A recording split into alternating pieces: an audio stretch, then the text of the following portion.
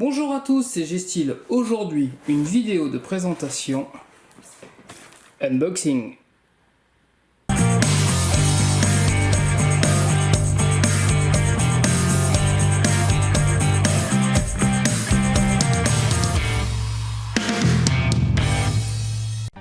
Et voici la deuxième vidéo d'unboxing.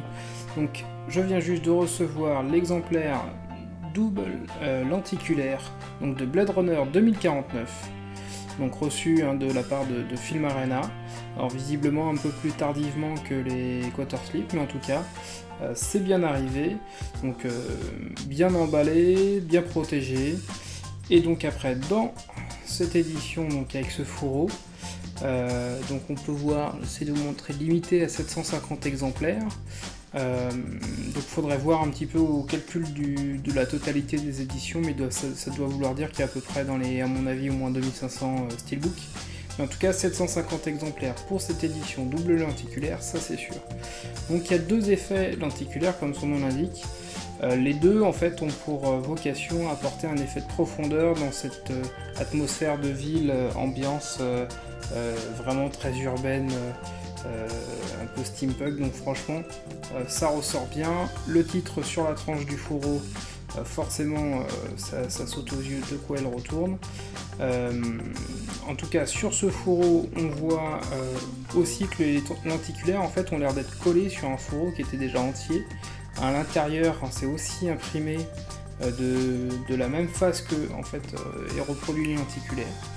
Vous avez également donc une petite carte type carte de crédit en fait pour reprendre le numéro de l'édition, avec également une petite impression sur le verso. Le livre avec des artworks plutôt de qualité, et il a un gros avantage, donc je l'ai pas encore eu pour l'instant, mais d'être écrit en anglais.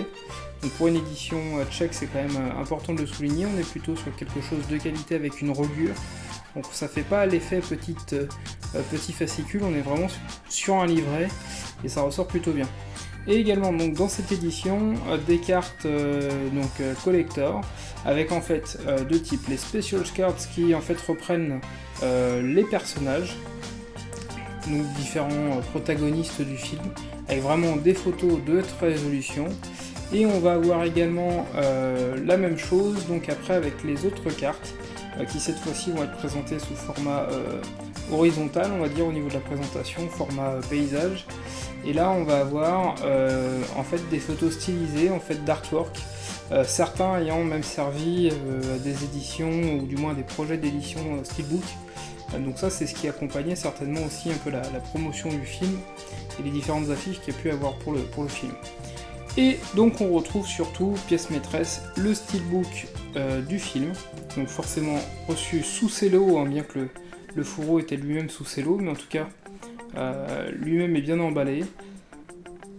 Après bon voilà, je vous enlève le film forcément pour vous le montrer. Donc franchement, après petite inspection, a priori sous le cello, je vois pas de problème particulier sur cette édition, de défaut d'usine, etc. Donc c'est plutôt une bonne nouvelle, du moins a priori. Et donc une fois que je déballe, on voit tout de suite la qualité au niveau du recto.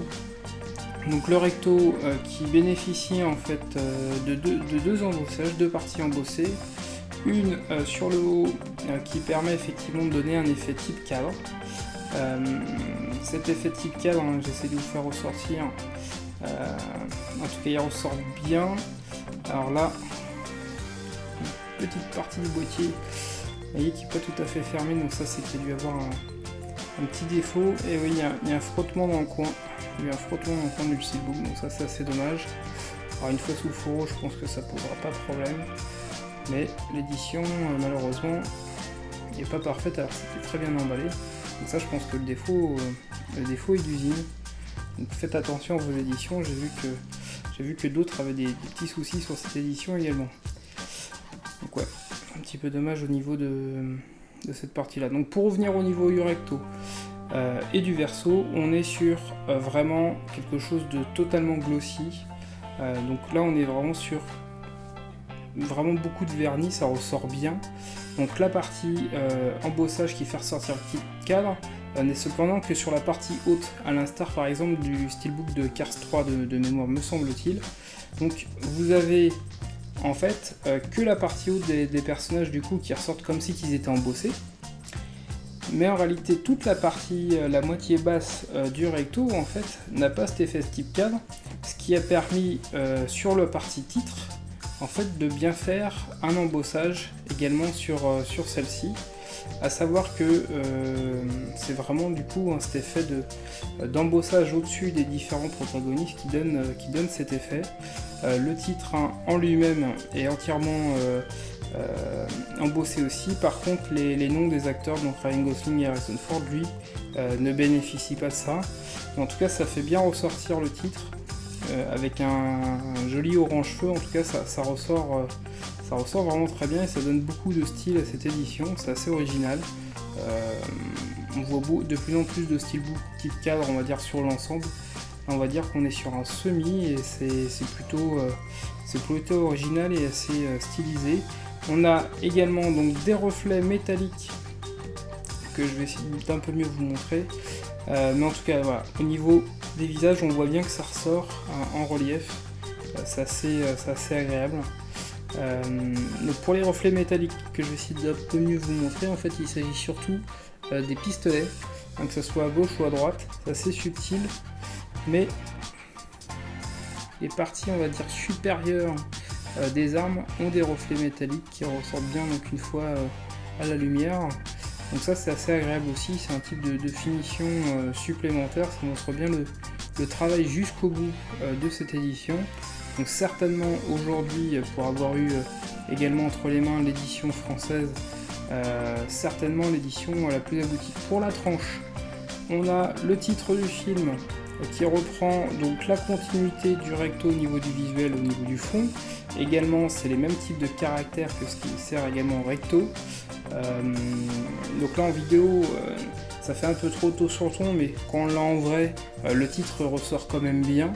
Maintenant, ils auraient pu choisir des éléments plus tranchés, mais en tout cas, le titre ressort quand même assez bien.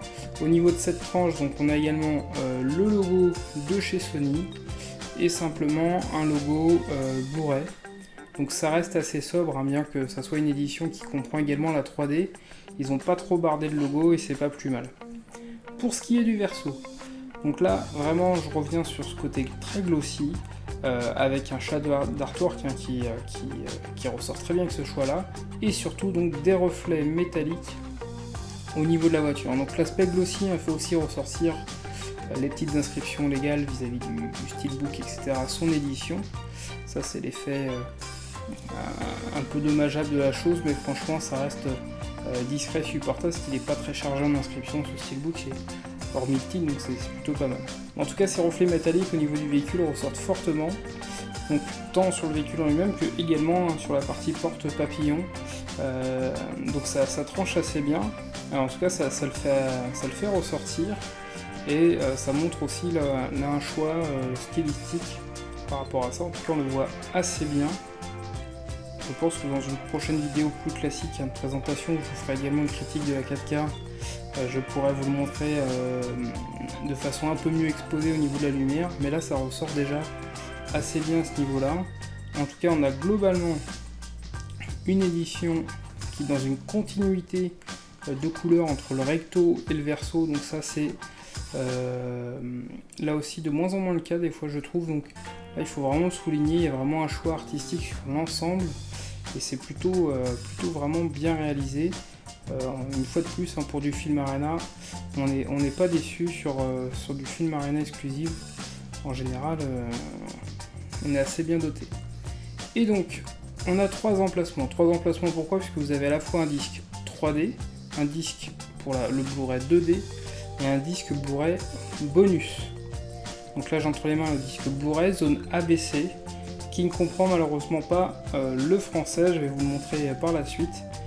Idem pour le disque de la 3D, donc là aussi zone ABC, donc lisible tout lecteur, et également donc pour le disque de bonus qui lui par par contre vous allez voir, comporte une bonne surprise.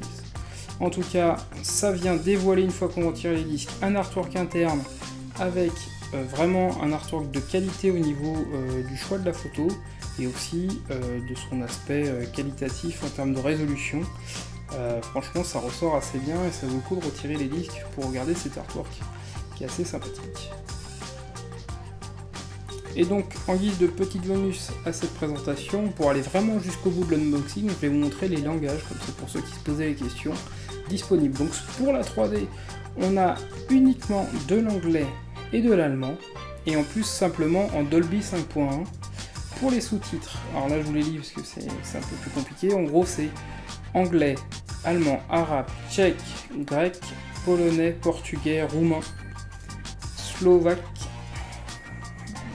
et turc. Donc en tout cas ça reste limité, on va dire qu'il manque des langues qui auraient pu être importantes comme l'espagnol ou le français, donc c'est un peu dommage qu'ils se privent de ça, au moins en partie sous-titres, hein. Ça aurait été moins grave, mais en tout cas c'est pas présent. Quoi qu'il arrive, ce disque 3D est lisible lecteur région B, donc ça là-dessus, il n'y a pas de problème. Après, pour la partie, on va dire Blu-ray classique, vous avez donc le Blu-ray avec en langage un peu plus de choses, donc vous avez l'anglais, le tchèque, le hongrois. Alors pour l'anglais, j'ai fait le test, en fait ça ressort comme étant du DTSX pour ceux qui ne sont pas équipés Euro 3D, ce qui je crois n'est pas encore une norme domestique très répandue, plutôt une norme cinéma pour l'instant. En tout cas ils anticipent assez bien, mais ça ressort moi sur ma barre compatible comme étant du DTSX. Donc anglais, tchèque, hongrois, polonais, turc, ça c'est pour les langues audio. Et après vous avez également des sous-titres, ils sont très nombreux. Donc ça je vais vous laisser un petit peu s'afficher, voilà. En plus de ce qu'il y avait tout à l'heure, il y a du bulgare, du croate, qui n'était pas sur la 3D, l'hébreu également, même de l'islandais, période de Coupe du Monde, c'est plutôt pas mal, du serbe, là encore slovaque, slovène, et le turc qui y était déjà pour la 3D. Donc ça au moins c'est complet pour les sous-titres. Et enfin donc j'arrive sur la bonne nouvelle pour ceux qui voudraient juste s'équiper, voilà, du Blu-ray 2D 3D qui n'aurait pas le disque bonus. Et bien ce disque bonus possède des sous-titres en chinois, néerlandais, anglais, mais surtout français. Donc d'ailleurs on voit le menu a tout de suite été détecté comme étant sur un lecteur français. Donc ces bonus à mon avis sont vraiment dessinés avec les bonus internationaux qu'on va voir à peu près dans tous les disques, parce qu'il y a vraiment toutes les langues qui sont présentes. Donc en tout cas c'est plutôt la bonne nouvelle. En tout cas merci à vous d'avoir suivi ma vidéo et à bientôt. Ciao.